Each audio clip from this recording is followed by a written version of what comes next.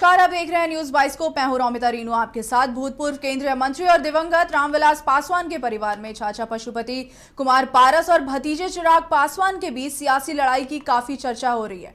आपको बता दें, अब एक बार फिर इस परिवार में विवाद सामने आया है, लेकिन यह विवाद सियासी नहीं बल्कि आपसी संपत्ति बंटवारे का है और दिवंगत रामविलास पासवान की पहली पत्नी राजकुमारी देवी से जुड़ा हुआ है। आपको बता दें, और इस मामले के केंद्र में इस बार भी पूर्व केंद्रीय मंत्री और रामविलास पासवान के छोटे भाई पशुपति कुमार पारस से बताया जा रहा है कि उनके परिजनों ने खगड़िया जिले के शहर बन्नी गांव स्थित राजकुमारी देवी की संपत्ति पर अपना मालिकाना हक जताया। आपको बताया है। अब इसको लेकर दोनों पार्टी में अपने अपने तरफ से बयान भी जारी किए जा रहे हैं और अपने अपने बचाव भी करते नजर आए हैं।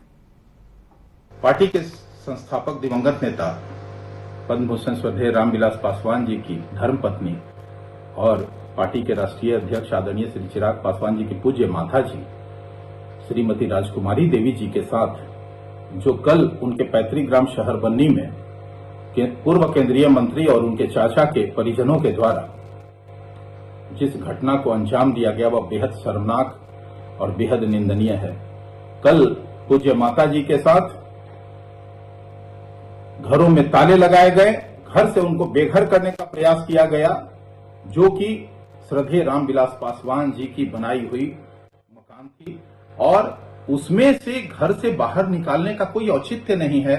आपने अपना शीश महल खुद ही अलग से बनवा लिया है, अब उसमें क्या दिक्कत थी? अरे भाई, आपने पार्टी को तोड़ा अपने स्वार्थ के कारण, परिवार को तोड़ा अपने स्वार्थ के कारण, अब महिलाओं के साथ प्रताड़ना बेहद हैरत वाली बात है। मंत्री जी, संभल जाइए। आज देखिए, जिस तरह चिराग पासवान ने घटिया राजनीति का और ओछा राजनीति का, इसको यह कहिए कि एक निचले स्तर की राजनीति का नजारा पेश किया है। शहरबन्नी गांव जो खगड़िया में है, हमारे श्रद्धेय नेता रामविलास पासवान जी का और हमारे राष्ट्रीय अध्यक्ष पारस बाबू का पैतृक गांव है। और वहां जो चिराग पासवान, उसके पार्टी के लोग हमारे नेता पारस बाबू पे आरोप लगा रहे हैं कि पारस बाबू के परिजनों ने वहां ताला जड़ दिया। यह बिल्कुल ही, इसका हम जितना भी इसका यह शर्मनाक हरकत चिराग पासवान उसकी पार्टी के ही लोग कर सकते हैं, क्योंकि अब यह बात हम मीडिया में और पब्लिक में पारिवारिक बातों को नहीं घसीटना चाहिए राजनीतिक लाभ लेने के लिए। लेकिन जिस तरह पारस बाबू की लोकप्रियता बढ़ी है पासवानों के बीच, पासवान समाज के लोग, बिहार के लोग चिराग पासवान की असलियत जान चुके, कलई खुल चुकी। लगातार पासवानों की बिहार में हत्याएं हो रही हैं, बिहार में चौकीदार दफेदार रोड पर संघर्ष कर रहे हैं। अब पारस बाबू जब आवाज उठा रहे हैं और चिराग पासवान का सारा विरोध हो रहा है बिहारों में पासवानों के बीच, तब चिराग पासवान ने यह हथकंडा अपनाया। सीतामढ़ी नगर थाना क्षेत्र के फिजिकल गली में एक युवक के धारदार हथियार से हमला कर हत्या कर दी गई। आपको बता दें, हत्या की वारदात से इलाके में दहशत का माहौल है। वहीं मृत युवक की पहचान 32 वर्षीय आदित्य के रूप में हुई। आपको बताते चले, मृतक के घर की कामवाली ने बताया है कि दोनों दोस्तों में हमेशा तू मैं होता था। इसी आक्रोश में उसने घटना को अंजाम दिया है। घटनास्थल पर पहुंची पुलिस मामले की जांच में जुटी है। एक युवक को हिरासत में लेकर पूछताछ की जा रही है। हत्या की वारदात से इलाके में दहशत का माहौल है। सूचना के बाद फॉरेंसिक टीम ने घटनास्थल पर पहुंचकर सैंपल इकट्ठा किया। वहीं मृतक की पत्नी ने बताया कि उसके पति उनकी बातों को नहीं सुनते थे, जिसका नतीजा है कि आज यह घटना हुई है। हमरा तो कोई जानकारी नहीं। सुबह भाभी फोन कैले रहलिए 7 बजे जे पिंकी मम्मी डेरा पर ना गेलिए काम करे, काम कर के जरा पुलिस से जाय छिए। वे आलिए या 7:30 बजे तक, 7:30 7:15 में आइए।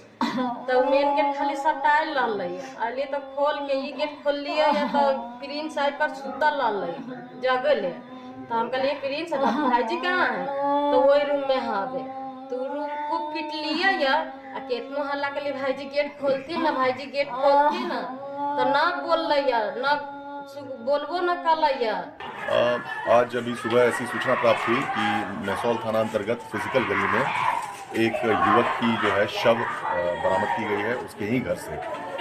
सूचना की सत्यापन आवश्यक कार्रवाई हेतु मैसौल की प्रभारी थाना अध्यक्ष कुमारी पुष्पा आई हैं और उनके साथ साथ हम लोग भी यहाँ पर पहुँचे हैं। घटनास्थल का निरीक्षण किया हम लोगों ने, संबंधित लोगों से पूछताछ किया। पूछताछ करने के उपरांत एक व्यक्ति को डिटेन किया गया है जिनका नाम प्रिंस कुमार है। प्रिंस कुमार द्वारा बताया गया कि मृतक आदित्य कुमार से इनका पुराना रिश्ता है।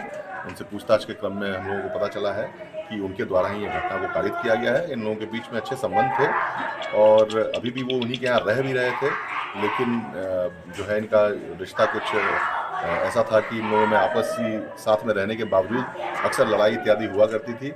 उसी में अपना कल ये बाताबाती के क्रम में आपा होकर इनको जो भी इनके द्वारा बताया गया है तथाकथित एक हेलमेट से मारकर ऐसा घटना कारित किया गया है।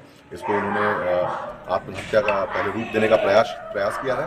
अभी हम लोगों ने जो है एफएसएल की टीम को यहाँ पर सूचना दिया है, वो फौरन यहाँ पहुँच। नवादा आश्रय गृह की महिला सुप्रिंटेंडेंट प्रियंका कुमारी ने अपने सरकारी आवास में पंखे से फांसी लगाकर जान दे दी। आपको बता दें, अधीक्षक की सुसाइड की खबर उनके पति ने पुलिस को दी, जिसके बाद पुलिस आवास पर पहुंची तो शव को फंदे से लटका हुआ पाया। पुलिस ने कमरे से एक सुसाइड नोट भी जब्त किया है। प्रियंका कुमारी उत्तर प्रदेश के गोरखपुर की रहने वाली थी। वह 35 वर्षीय की थी और फरवरी 2024 से नवादा में सुप्रिंटेंडेंट के पद पर कार्यरत थी। वह अपने सरकारी आवास में अकेली रहती थी, जबकि उनके पति गणेश कुमार गोरखपुर में रहते हैं। फिलहाल पुलिस पूरे मामले की जांच पड़ताल कर रही है।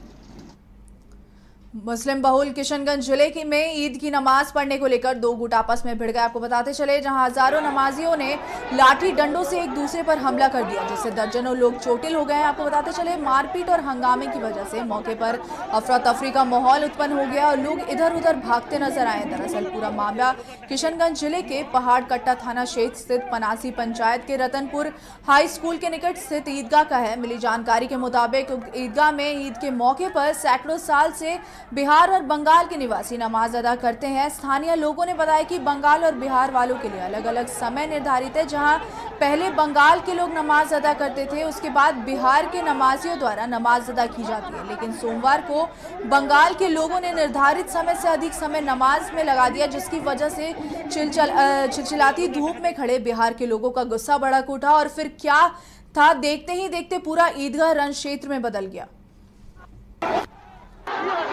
आज पारकट्टा थाना अंतर्गत रतनपुर ईदगाह में ईद के नमाज के समय को लेकर दो अलग अलग जमात में कुछ विवाद एवं झड़प हो गई थी। नमाज शांतिपूर्ण तरीके से कराया गया है। स्थिति पर लगातार नज़र रखी जा रही है। अतिरिक्त बल की प्रतिनियुक्ति की गई है। स्थिति पूरी तरह सामान्य और शांतिपूर्ण है। आज पारकट्टा थाना अंतर्गत रतनपुर ईदगाह में ईद के नमाज के समय को लेकर दो अलग अलग जमात में कुछ विवाद एवं झड़प हो गई थी। गांधी मैदान में शिद्दत के साथ ईद उल फितर की नमाज अदा की गई है। हजारों आपको बताते चले, अकीदतमंदों ने खुदा के सजदे में सिर झुकाया। उन्होंने इस मौके पर हाथ उठाकर दुआ मांगी और एक दूसरे को ईद की मुबारकबाद दी है। वहीं आपको बताते चले, नमाज के बाद जश्न का माहौल बन गया। लोग गले मिलकर मोहब्बत और भाईचारे का पैगाम देते हुए नजर आए। मौके पर जदयू नेता अफाफ अहमद, कांग्रेस के उमेर खान, भाजपा के अनिल स्वामी, कृष्णानंदन यादव और मोती करीमी ने लोगों को ईद की बधाइयां दी है। इस मौके पर अमन चैन बनाए रखने के लिए पुलिस प्रशासन पूरी तरह से मुस्तैद दिखी है। ईद की मुबारकबाद, पूरी आलमे इंसानियत को ईद की मुबारकबाद और खासकर बिहार के लोग और गया के लोगों को ईद की खुशियां मनाइए, एक दूसरे से गले मिलिए और जो 30 दिन का रोजा रखा है, जो तसव्वुफ के साथ, ईमानदारी के साथ, दिल से अपने बुग़्ज़ और कीना को ख़त्म कीजिए और मोहब्बत को बांटिए समाज में, कि समाज में चारों तरफ मोहब्बत दिखे। हम तमाम लोगों को आपके माध्यम से दावत देते हैं कि आइए ईद के शुभ अवसर पर हम सब मिलजुल के सेवैयाँ खाएं और मुल्क से नफरत को ख़त्म करें और चारों तरफ मोहब्बत की दुकान खोलें। जो है देश की अखंडता और एकता के लिए है और ईद का मुबारकबाद इसलिए कि एक महीना इन लोग रोज़ा रखते, पवित्र महीना को और पवित्रता के साथ इन लोगों ने, इसलिए मैं मुबारकबाद दे रहा हूँ कि महीना भर जो पवित्रता के साथ इन लोग रोज़ा रखा है, उसके लिए ईद मुबारक हो। और मैं समझता हूँ कि हमारे राष्ट्रीय महासचिव अफाक साहब, पूर्व MLC द्वारका प्रसाद, जिला अध्यक्ष मोती करीमी जी, हामिद हुसैन, और सब लोग यहाँ पर आए और एक संदेश, गया शहर ऐसा संदेश दे रहा है पूरे देश में कि गंगा जमुना तहजीब जो है उसको मजबूत करने वाला गया शहर है और इससे पूरे देश अनुकरण करना चाहिए। ईद की मुबारकबाद। सुपौल के वीरपुर स्थित ईदगाह में मुस्लिम संप्रदाय के लोगों ने इस्लाम के पवित्र पर्व ईद उल फितर के मौके पर बाहों में काला फीता बांधकर नमाज अदा की। आपको बता दें, नमाज के बाद नमाजी एक दूसरे से गले मिलते दिखे हैं, लेकिन उनके चेहरे पर वह खुशी नहीं थी जो ईद के मौके पर देखी जाती है। वीरपुर में मदरसा मस्जिद के इमाम मोहम्मद ने बताया कि वर्तमान केंद्र सरकार के द्वारा वक्फ बोर्ड को लेकर नए फरमान जारी किए गए हैं जो किसी भी दृष्टिकोण से सही नहीं है। आज ईद उल फितर का दिन है, यानी मुसलमानों के त्यौहार का दिन है और इसमें लोग नए नए कपड़ा पहन करके नहा करके आए हैं, अपनी आबादी से दूर हट करके मैदान में आए। इससे दुनिया को ये संदेश दिया जाता है कि इंसान जितना भी वो सब भाई भाई है और एक जगह मिल करके नमाज पढ़ते हैं और इसमें मोहब्बत का पैगाम है। तो लिहाजा तमाम इंसानों को सबसे पहले इंसानियत अपने अंदर रखना चाहिए और नफ़रत और दुश्मनी से दूर हट करके लोग एक साथ ज़िंदगी जिए, इसी का पैगाम है इस्लाम का। आज यह भी देखने को आ रहा है कि आपने बाहों पर काली पट्टियां बांधी हैं, निश्चित रूप से लगता है कुछ मलाल है। जी, आज तो खुशी का दिन है और आज के दिन हम पूरे दुनिया को खुशी बांटते हैं, लेकिन ये काली पट्टी बड़ा गम में डाल दिया है क्योंकि सरकार जो वक्फ तरमीम बिल पर कानून बनाने के लिए जा रही है, ये बिल तमाम मुस्लिम समाजों के खिलाफ है क्योंकि कानून में जो अधिकार दिया गया है कि हर व्यक्ति, हर मज़हब के लोग अपने अपने मज़हब के मुताबिक ज़िंदगी जी सकता है, उसी तरह से एक वक्फ बिल भी है। तो वक्फ बिल में मुसलमान कब्रिस्तान के लिए, ईदगाह के लिए, मुसाफिर खाना के लिए ज़मीन वक्फ करते हैं ताकि वो वहाँ जाके आसानी से नमाज पढ़ सके और मुसाफिर खाना में आसानी से कम पैसे में खाना खा सके। लेकिन सरकार उसके खिलाफ जो कानून लाना चाह रही है और अपने कब्जा में उसको करना चाह रही है, सरकार मुसलमानों को धोखा देना चाहती है। देखिए, आज रमजान के पाक महीने के बाद आज ईद उल फितर के शुभ मौके पर मैं समाज को यह संदेश देना चाहता हूँ जो अमन चैन कायम रहे और जो इस्लाम का पैगाम है इंसानियत का, वह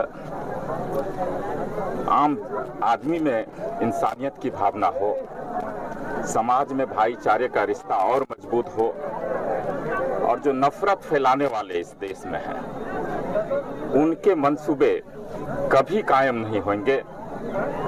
और निश्चित रूप से जो अभी काली पट्टी के बारे में इन्होंने डिमांड की वक्फ बोर्ड की बात, तो वह काफी पुराना नियम कानून है। मुझे लगता है जो सरकार है उसे समर्थन करनी ही चाहिए। आज